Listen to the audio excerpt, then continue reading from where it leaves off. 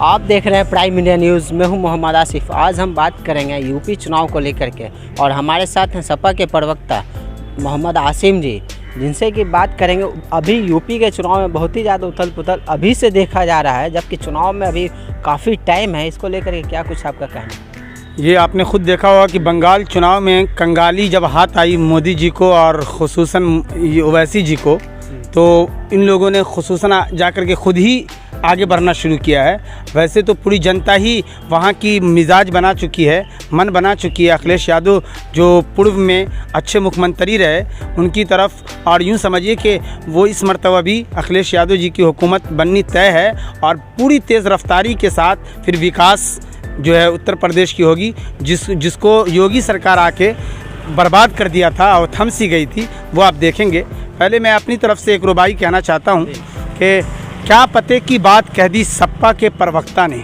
क्या पते की बात कह दी सपा के प्रवक्ता ने। क्यों समझते आ रहे हैं भाजपाओ ओवैसी या भाजपाओ मजलिस वाले बेचारा हमें। क्यों समझते आ रहे हैं मोदियो ओवैसी बेचारा हमें। भाईचारे का ये मतलब अब न होना चाहिए। भाईचारे का ये मतलब अब न होना चाहिए। हम तो इनको भाई समझें और ये चारा हमें। तो आप यकीन मानिए कि इस मर्तबा उत्तर प्रदेश फिर से अखिलेश, पहले उत्तर प्रदेश फिर पूरा देश। ममता और अखिलेश मांग रहा है पूरा देश। तो आपका जो है पूरा फोकस बीजेपी और एमआईएम पर है, लेकिन एमआईएम ने भी जो है लगभग 100 सीटों पे जो है चुनाव लड़ने का कोशिश कर रही है इस बार। तो इसको लेकर कहीं ना कहीं कड़ा टक्कर जो है आपको अल्पसंख्यक के तरफ से मिल सकता है और भाजपा तो सत्ता में है ही। आप यकीन मानिए कि बिहार में जो इन्होंने गड़बड़ किया 5 सीट ला के, वो भी सीमांचली तक महदूद था। तो ये महदूद सोच रखने वाली, यानी एकदम थोड़ी सोच रखने वाली पार्टी है और यूँ समझिए कि आज़ाद की हैसियत रखती है।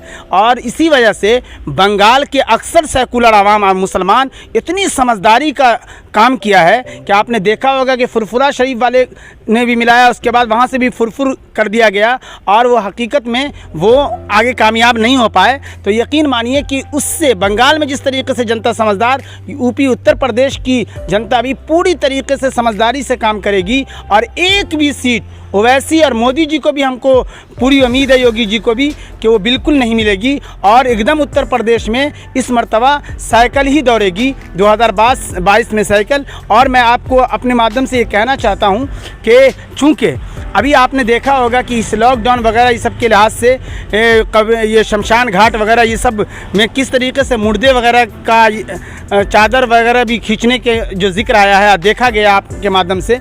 मैं यूँ कहना चाहता हूँ अपने शेर के माध्यम से ही कि मोदियो ओवैसी की जहालत तो देखिए साहब।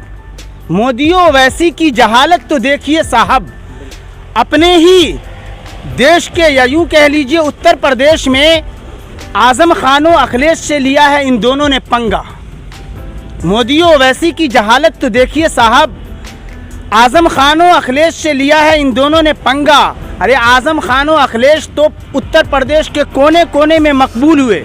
मोदी और शाह को जहालत ने कर दिया नंगा, क्योंकि हिंदुस्तान की कई राज्यों में इन दोनों ने नफरत फैला के करवाया है दंगा। इसलिए यकीन मानिए कि उत्तर प्रदेश में की जनता इन दोनों को खुसूसन करने वाली है पूरी तरह नंगा, क्योंकि इन दोनों के पाप से गंदी हो गई है पूरी की पूरी माँ गंगा।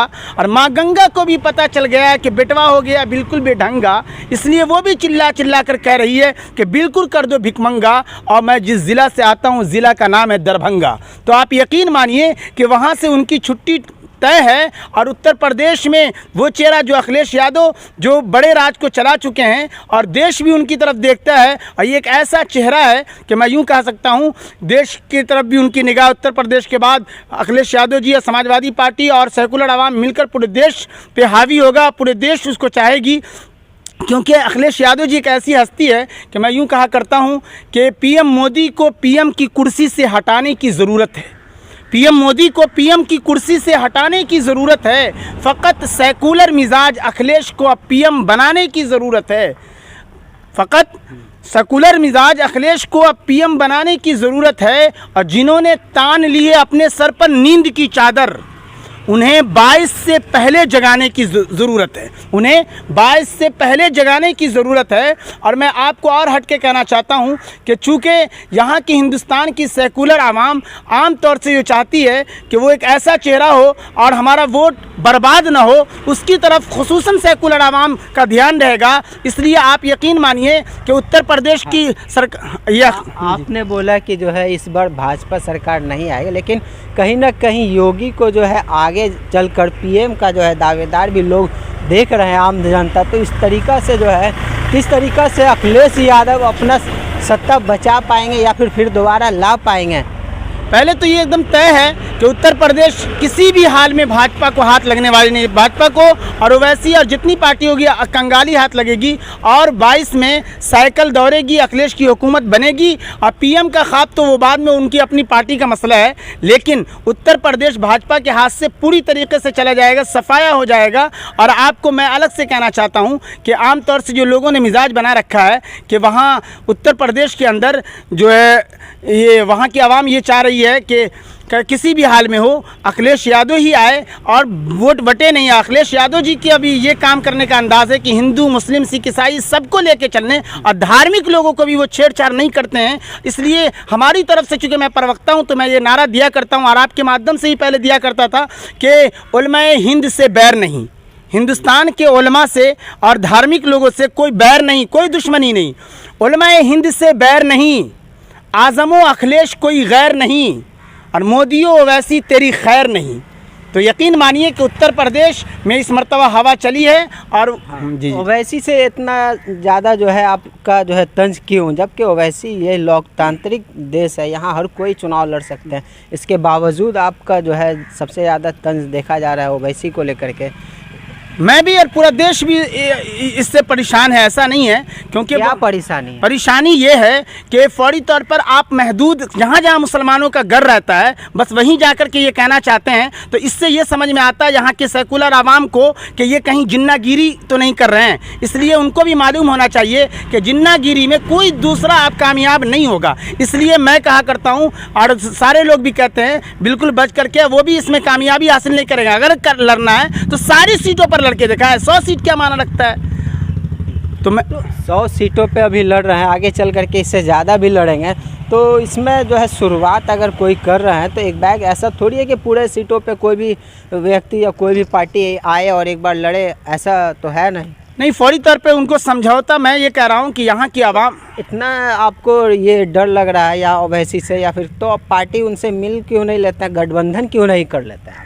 नहीं, बिल्कुल ये उनको कोई ये नहीं कहा जा रहा कि ये, लेकिन ये जो अगर हमारी पार्टी की तरफ कोई खिंचाव ज़्यादा करेगा तो उसकी तरफ से, मेरी तरफ से भी खिंचाव होगी। और मुसलमानों की जमात एक बड़ी मोदी जी का भी खिंचाई करते हैं, भाजपा के बारे में भी बोलते हैं। हाँ बिल्कुल, नहीं वो कहना दुरुस्त है, लेकिन मैं जिस पार्टी का हूँ, समाजवादी पार्टी का, वोट बिखरे नहीं, इस लिहाज से समझदारी के साथ वहाँ की आवाम और हम लोग भी कहते हैं कि 3-4 अगर सीट अगर इस तरह आ जाए जिस तरीके से बिहार में हुई तो उससे कुछ हासिल नहीं हुआ। इसलिए ऐसी समझदारी का, हाँ अब रहा ये कि सत्ते में आने के बाद अखिलेश यादव जी हमारे पार्टी की पूरी जिम्मेदारी रहेगी कि हर एक को देखेंगे, और नहीं तो फिर ये आवाज़ उठाने वाले लोग उनके खिलाफ भी आवाज़ उठाएंगे और वो चलता रहेगा। इसलिए मैं, आप जो कह रहे हैं, हमेशा मैं कहा करता हूँ कि राज ठाकरे जी ने कहा था कि वो हिंदू खतरे में है जिसका भगवान मोदी है। तो मैं कहा करता हूँ मुसलमान के एतबार से कि वो मुसलमान ख़तरे में है जिसने अपना सब कुछ ओवैसी को बना रखा है। मैं ये कह रहा हूँ कि इंसानी एतबार से कोई ये नहीं है, लेकिन कुछ जो उनका भाषण है या कुछ जो ये आज़म खान साहब और शहाबुद्दीन को भी, खुसूसन वो शहाबुद्दीन साहब अगर शेर बाना करते थे, दुनिया से चले गए, तो ये और आज़म खान साहब और मुलायम सिंह और लालू यादव, ये सब जो है सेकुलर आवाम हमारे दिल में बसते हैं और हम लोग उनसे काफ़ी मोहब्बत करते हैं। वहाँ की आवाम भी मोहब्बत करती है और बिल्कुल बनकर रहेगा, ये निश्चिंत रहिए एकदम। और भाजपा से इसलिए भी नाराज़ है कि वो आम तौर से कुछ ना कुछ मुद्दे को लाती है ऐसा कि फिर पुराना मुद्दे को भुला देना चाहती है। हमारे अखिलेश यादव संसद में एक लफ्ज़ कहा था कि जो जब तक पिछला कर्तव्य लोग समझ पाएँ, एक तमाशा और कर देता हूँ। ये तो फितरत हमारे भाजपा की है। लेकिन आप यकीन मानिए कि वहाँ पर जो योगी सरकार ने बदलने का और नाम बदलने के बारे में जो बहुत कुछ किया है, तो नाम बदलने के अलावा काम कुछ भी ज़मीन पर नहीं नज़र आ रही है। तो मैं यूँ कहा करता हूँ अपनी लुबाई के माध्यम से कि कुछ न बदलेगा, शहर का नाम बदलो या सड़क का नाम बदलो। कुछ न बदलेगा, शहर का नाम बदलो या सड़क का नाम बदलो। हो अगर इज्जत के ख्वाहिशमंद भाजपा वालों तो अपना किरदार बदलो। सबकी आंखों में तुम्हारे अक्स धुंधले हो चुके हैं। सच नहीं बदलेगा चाहे आईना 100 बार बदलो। सच नहीं बदलेगा चाहे आईना 100 बार बदलो। आखिरी रुबाई खुसूसन लेते जाइए कि वो सबका साथ सबके विकास का वादा निभा रहा है। वो सबका साथ सबके विकास का वादा निभा रहा है। वो है कितना आवाम का इस वक्त उसका इरादा बता रहा है। इस वक्त उसका इरादा बता रहा है। और लूट ली मुल्क की अमनो सुकून महज चंद सालों में।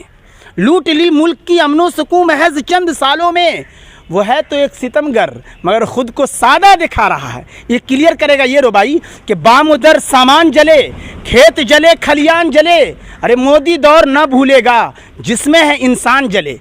तो ये सेकुलर मुल्क है, ऐसे लोगों को फेंक देगा और यहाँ मोहब्बत भाईचारगी ऊपर रहेगी। और यहाँ के हिंदू, मुस्लिम, सिख, ईसाई सब मिलकर रहते हैं और रहते रहेंगे।